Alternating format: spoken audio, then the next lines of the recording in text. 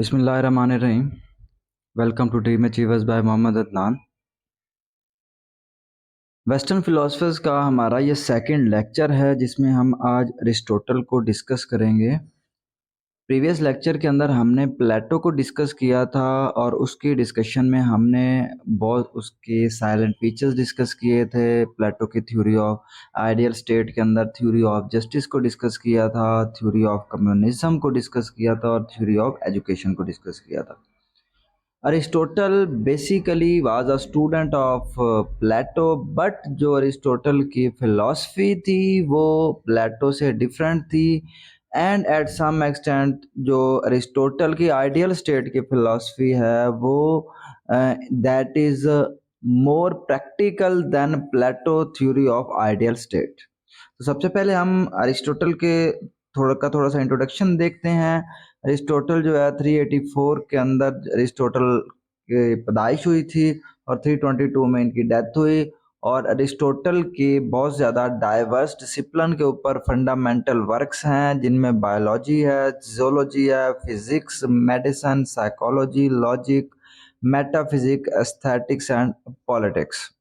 He was the first comparative philosopher जिन्होंने 158 constitution को study किया और उसकी बेस के ऊपर इन्होंने 150 वॉल्यूम जो है वो कंपाइल किए, जिनमें एथनियन कॉन्स्टिट्यूशन है, ड्रीम है, ऑन ड्रीम है, वर्क फिजिक्स है, मेटाफिजिक्स है, पोएटिक्स है, पॉलिटिक्स एंड एथिक्स है। अब हम डिस्कस करते हैं मेन टॉपिक को, that is Aristotle ideal state.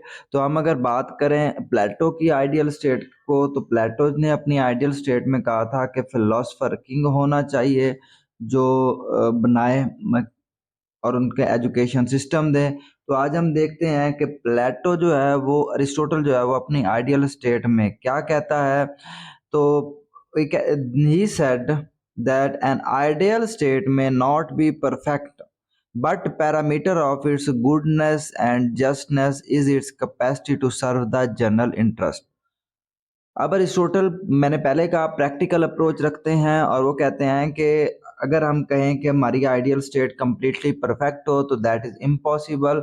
तो इसकी बेस के ऊपर अरिस्टोटल साहब कहते हैं कि आइडियल स्टेट वो है जहाँ पे जनरल इंटरेस्ट मतलब मेजॉरिटी के इंटरेस्ट को ऑक्यूपाई किया जाता है। उसके बाद अरिस्टोटल साहब कहते हैं कि जो आइडियल स्टेट है वो बेसिकली वेलफेयर स्टेट होनी चाहिए, which should be provide good necessity of goods to body and the soul.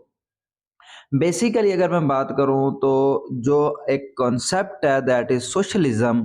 तो सोशलिज्म का जो कॉन्सेप्ट है जो सबसे पहले हमारी 19वीं सेंचुरी के अंदर हुआ था और उसके बाद कार्ल मार्क्स, हेजल ने अपनी फिलॉसफी के अंदर द कम्युनिस्ट के अंदर बात की और भी काफ़ी जगह पे उन्होंने बात की, दास कैपिटल के अंदर बात की थी एडम स्मिथ ने।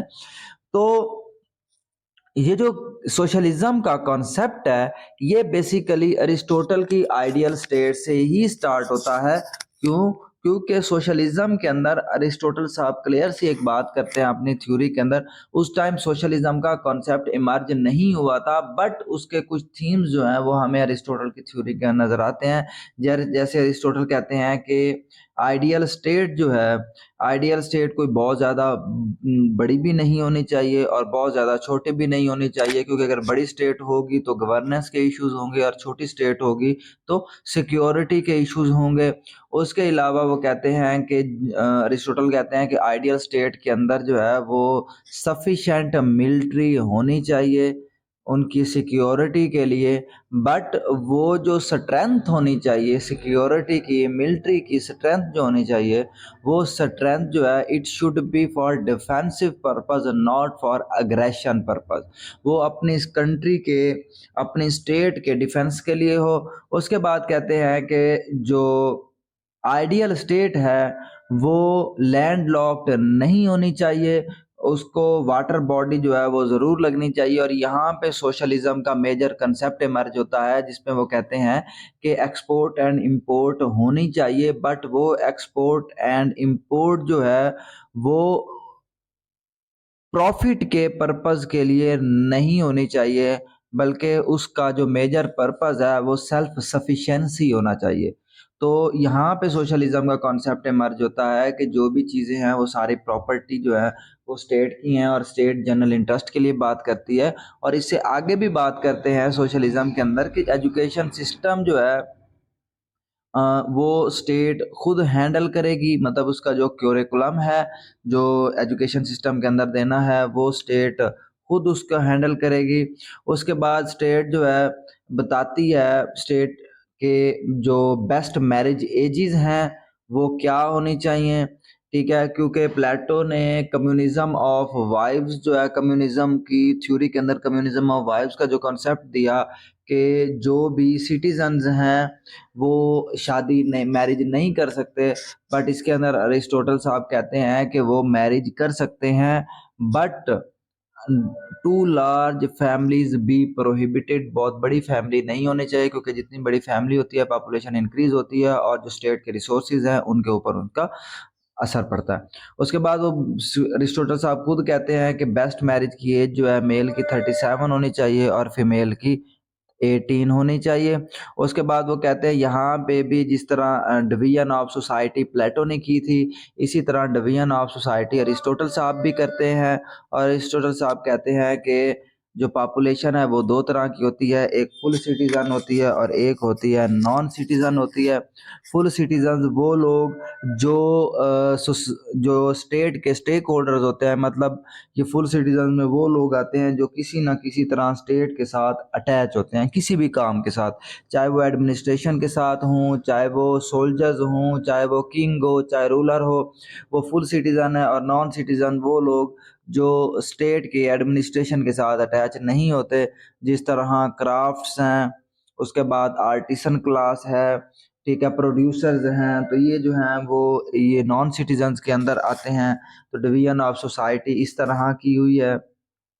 उसके बाद according to Aristotle function of state क्या है, तो सिटीजन्स का फंक्शन ऑफ स्टेट्स और नॉन सिटीजन्स का फंक्शन इन द स्टेट को वो अलग अलग बताते हैं कि नॉन सिटीजन्स का जो फंक्शन है that is art craft and farming, and citizens का जो फंक्शन है, और सिटीजन में जो यंगर होंगे वो डिफेंस पर्पज़ के लिए होंगे, सोल्जर्स होंगे जो मिडल एज होंगे वो गवर्नेंस के लिए होंगे, मतलब एडमिनिस्ट्रेशन के अंदर होंगे, जो ओल्ड एज होंगे जो ओल्ड पीपल होंगे वो रिलीजियस फंक्शंस के अंदर, एक्लेसियस्टिकल फंक्शंस के अंदर जो है वो इमर्ज होंगे।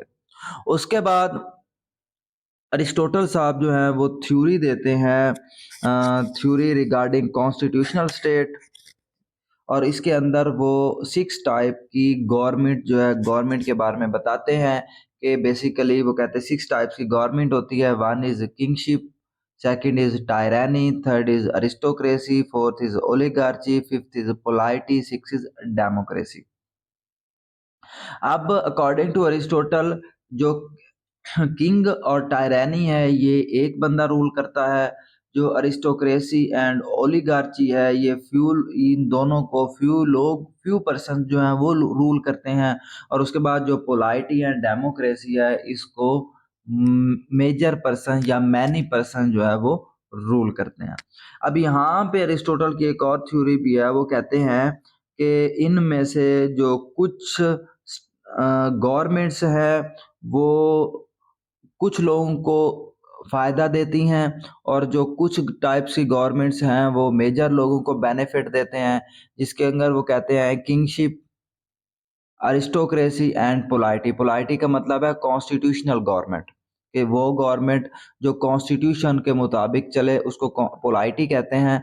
तो kingship, aristocracy and polity they are beneficial government according to Aristotle.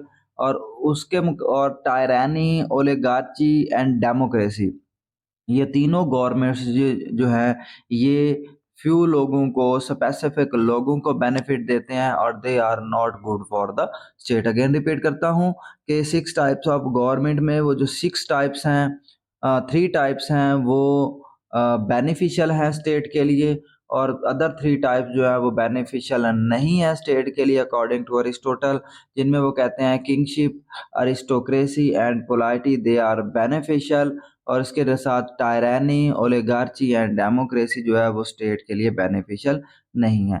यहाँ पे अरिस्टोटल, आगे हम डिस्कस करते हैं Aristotle theory of king citizenship.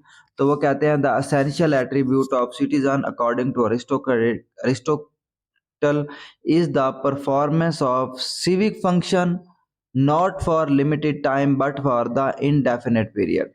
कि वो लोग सिटीजन्स के अंदर आएंगे जो स्टेट के साथ होंगे और स्टेट्स के जो फंक्शंस हैं उनको परफॉर्म करेंगे, लिमिटेड टाइम के लिए नहीं बल्कि हमेशा के लिए।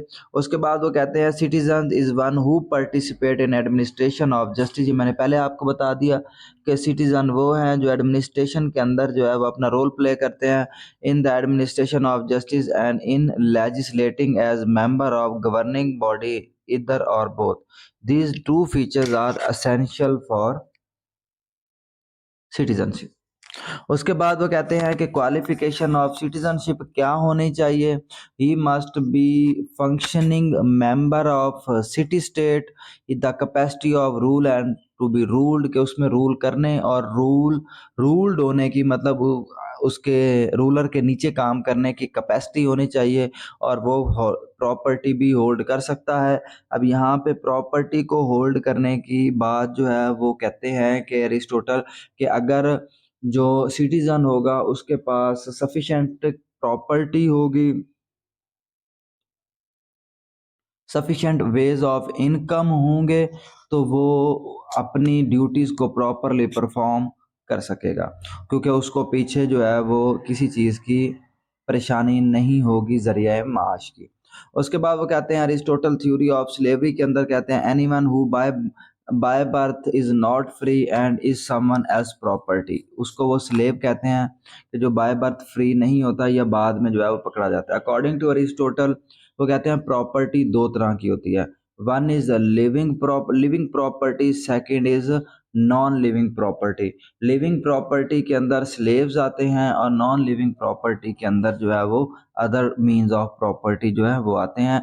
और साथ वो कहते हैं स्लेव्स दो टाइप्स के होते हैं, one is slave by law, second होता है slave by nature. By nature का मतलब है कि एक गुलाम था, उसका बेटा फिर गुलाम है और उसका बेटा फिर गुलाम रहेगा, ये है स्लेव बाय नेचर। और उसके बाद स्लेव बाय लॉ है। बाय लॉ का मतलब ये है कि अगर कहीं पे हमला किया है और हमला करने के बाद स्लेव बनाया गया है, that is basically slave by law. अब उसके बाद वो कहते हैं logic in favour of slavery. तो स्लेवरी के अंदर जो है वो अरिस्टोटल साहब कहते हैं कि slavery basically is natural and slavery is beneficial. अब बेनिफिशियल दोनों के लिए है, क्या कि जो रूल कर रहा होता है उसके लिए स्लेव बेनिफिशियल है कि उसके जो काम होते हैं वो कर देते हैं, और जो स्लेव है वो अपने लिए वो रूलर के लिए बेनिफिशियल है और रूलर के लिए स्लेव बेनिफिशियल है कि स्लेव को जो है वो मीन ऑफ इनकम मिल जाता है और उनको एक शेल्टर मिल जाता है। तो ये है स्लेव इज बेनिफिशियल। अब इसके साथ साथ जो है वो हम और कुछ टॉपिक्स पे भी बात करते हैं कि Aristotle concept of origin of the state. तो ओरिजिन ऑफ द स्टेट जो है वो कहते हैं Aristotle concept of the origin of state can be understood by following things. अब फॉलोइंग थिंग्स में क्या क्या है, वन इज ह्यूमन नेचर, के ह्यूमन जो है man is a social animal, Aristotle का एक प्रोवर्ब है। तो वो कहते हैं कि ह्यूमन नेचर बेसिकली खुद जो है वो सेपरेट नहीं रह सकती, तो क्योंकि ये सोशल एनिमल है। तो और दूसरा ये है कि हर ह्यूमन की नेसेसिटी के लिए उन्हें दूसरों पे डिपेंडेंट होना पड़ता है, इसीलिए बाय नेचर जो है वो ह्यूमन नेचर स्टेट के लिए बेहतर है। ह्यूमन नेचर के बाद जो है जब ह्यूमन नेचर किसी के साथ इकट्ठा होना चाहती है तो उससे फैमिली बनती है, फैमिली बनने से बिग कम्युनिटीज़ डेवलप होती हैं और जब बिग कम्युनिटीज़ डेवलप हो जाती हैं तो वहाँ से स्टेट का कॉन्सेप्ट इमर्ज होता है। तो ओरिजिन ऑफ द स्टेट में चार चीज़ें हैं, सबसे पहले ह्यूमन नेचर है, ह्यूमन नेचर से फैमिली बिल्ड होती है, फैमिली से बिग कम्युनिटीज़ डेवलप होती हैं और बिग कम्युनिटीज़ से स्टेट का कॉन्सेप्ट जो है वो डेवलप होता है। अब इसके ऊपर क्रिटिसिज्म भी किया जाता है अरिस्टोटल की इस थ्योरी के ऊपर। अब क्रिटिसिज्म क्या किया जाता है कि बेसिकली ये भी टोटलिटेरियनिज्म की बात करते हैं जैसे प्लेटो ने की थी। उसके बाद ओरिजिन ऑफ स्टेट जो है वो नेसेसरी है कि भाई स्टेट जो है उसका ओरिजिन नेसेसरी है, हालांकि स्टेट पहले भी हो सकती है। उसके बाद है ये जो थ्योरी है, अब इसमें ये नहीं बताया जाता कि स्टेट एंड है या मीन है। स्टेट एंड मीन का मतलब है कि एंड वो चीज़ होती है जिसको आप हासिल करने के लिए कोई भी मीन एक रास्ता है, मीन एक रास्ता है जिसके ज़रिए आपको आप एंड को अचीव करने की कोशिश करते हैं। डेमोक्रेसी के अंदर जो है वो हमेशा जो जनरल इंटरेस्ट है, जो लोगों के बेनिफिट्स हैं या जो अवाम है वो एंड उनको फ़ायदा पहुंचाना एंड होता है, और उसके लिए जो रूट लिए जाते हैं वो मीन होते हैं। That is basically the concept regarding state is and और मीन, कि अगर स्टेट को ज़्यादा इंपॉर्टेंस दी जाती है तो फिर स्टेट एंड है और लोग मीन है। अगर वो लोगों को ज़्यादा इंपॉर्टेंस देंगे तो लोग एंड हो जाएंगे और स्टेट मीन हो जाएगा कि लोगों को फ़ायदा पहुंचाने के लिए। अब यहाँ पे हम थोड़ी सी और डिस्कस करते हैं कि जैसे हमने प्लेटो की थ्योरी के अंदर साइलेंट फीचर्स को डिस्कस किया था। अब इस पूरी